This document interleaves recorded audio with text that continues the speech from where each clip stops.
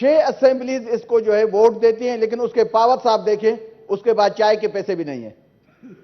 तो मुल्क के साथ क्या ऐसे बड़े उहदे का फायदा क्या है? मुलाकात में एक एक्टिंग सदर साहब भी बैठे थे, अभी मैं ईद पे उनसे मुबारकबाद देने गया। यकीन करें बहुत अफसोस हुआ जब वो अपने चेंबर में बैठते हैं तो इतनी रिफ्रेशमेंट आती है कि आदमी थक जाता है। वहां गए तो मैं इंतजार करता रहा, सिर्फ एक बिस्किट मिला, चाय का आधा कप। ऐसे सदर का क्या फायदा जनाब? जब आधा कप चाय मिले, चाय कंप्लीट न मिले, बिस्किट कंप्लीट न मिले। Thank you sir.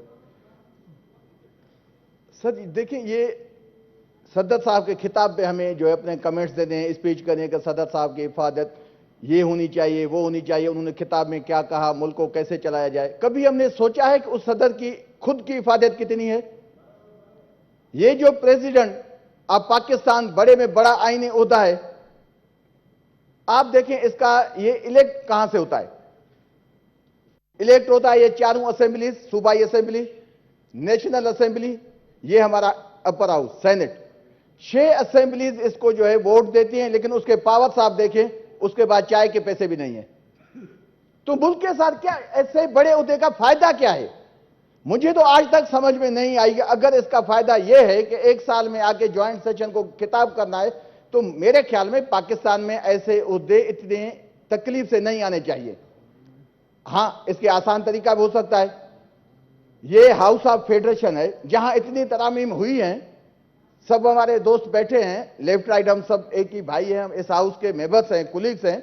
मेरे ख्याल में इसको आसान करना चाहिए, ताकि मेरी एक आपसे इल्तिजा है। शुक्र है आपने ओहदा ही नहीं खत्म कर दिया जिस तरह आपने स्टार्ट लिया था। सर बात ये नहीं है, मैं उसी पे आता हूं ना। मैं कहता हूं कि ओहदे को इस तरीके से नहीं आना चाहिए। ये बड़े तकलीफ दह मराइल है, जिसमें आप देखें बेचारा सदर जो उम्मीदवार होता है, एक एक प्रोविंस में जाता है, फिर उसके कैपिटल में जाके 2 दिन बैठता है, लेकिन हालत यह है कि उसके हाथ में कुछ भी नहीं है। ये गवर्नमेंट ऑफ पाकिस्तान, इस्लामिया जमहूरिया पाकिस्तान का बड़े में बड़ा ओहदा है, जिसके पावर्स निल हैं।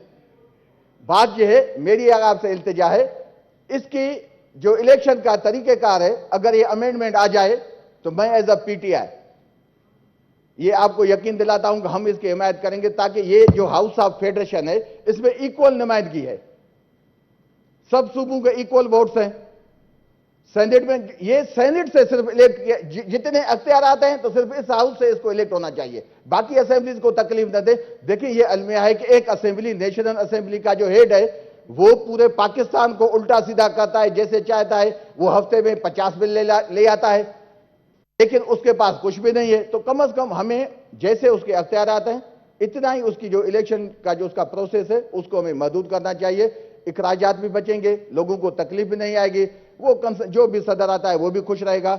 इस अमेंडमेंट लाएं, पीटीआई इसकी हिमायत करेगी कि इस फिलोत से सदर का इलेक्शन होना चाहिए, सारे सूबे इक्वल। खुद मेंबर हैं, आप ले जी हम ले जाएंगे, हम देते हैं। बात यह है ना कि सिंपल सी चीज हो जाएगा, बजाय कि यकीन करें, हम जब भी साकार में गए, एक एक्टिंग सदर साहब भी बैठे थे, अभी मैं ईद पे उनसे मुबारकबाद देने गया। यकीन करें बहुत अफसोस हुआ जब वो अपने चेंबर में बैठते हैं तो इतनी रिफ्रेशमेंट आती है कि आदमी थक जाता है। वहां गए तो मैं इंतजार करता रहा, सिर्फ एक बिस्किट मिला, चाय का आधा कप। ऐसे सदर का क्या फायदा जनाब?